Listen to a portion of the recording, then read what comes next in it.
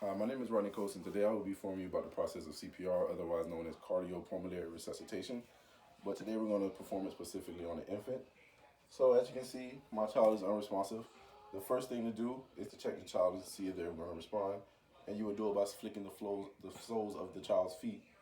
One, two, three, baby, baby, baby. Obviously, my child's still unresponsive, so now we'll start with the resuscitation process. And with a child, unlike an adult you usually use two hands and you'll pump the chest. But since the child's smaller, you'll either resort to two fingers or a thumb. I'm going to do both, so I'm going to show you two fingers first. So as you align your fingers along the nipple line of the child, you'll give it 30 pumps. 1, 2, 3, 4, 5, 6, 7, 8, 9, 10, 11, 12, 13, 14, 15, 16, 17, 18, 19, 20, 21, 22, 23, 24, 25, 26, 27, 28, 29, 30. And as I gave it 30, you want to keep that steady pace because if you go too fast or too slow, it won't get enough blood to the heart in time. So as you can see, my child's still unresponsive. So now I must lift up his head and put it in something that I would like to call neutral. A child's bones are not fully developed, so they're a little bit more bendable or flexible, if you would like to call it.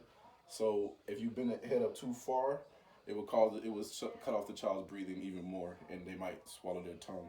So as you put the child's head in neutral, you're gonna lean it up, put your hand over his nose, and proceed to put your mouth on the child's mouth.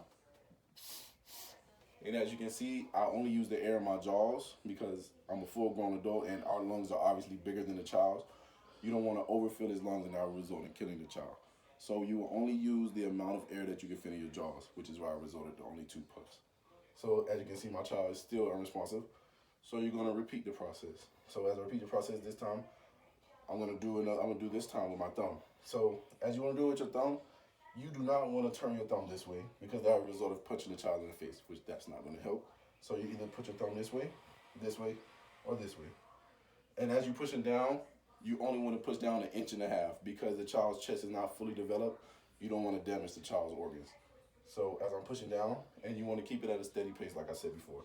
So we're going to do this 1, 2, 3, 4, 5, 6, 7, 8, 9, 10, 11, 12, 13, 14, 15, 16, 17, 18, 19, 20, 21, 22, 23, 24, 25, 26, 27, 28, 29, 30. Kept that steady pace, and now I'm going to resort to the mouth to mouth. Remember, the child's head is in neutral. Hold the child's nose, fill up your mouth. And in real life situations, you would usually see the child's chest come up with air, but I mean, as you know, it's just training purposes and teaching purposes right now. So as I resorted to the child's two puffs and nothing's still happening, your next step will be to call the police. Hello, the police department. I have an unresponsive infant right now, and I really need your help. Could you get here stat? And as the police call is going, I will go right back to doing what I'm doing. Because as a licensed CPR, and even if you're not, just a person that's informed about CPR, you're supposed to keep the process running until help gets there. So thank you for joining me today. I'm happy you joined me and hope you learned something new. All right.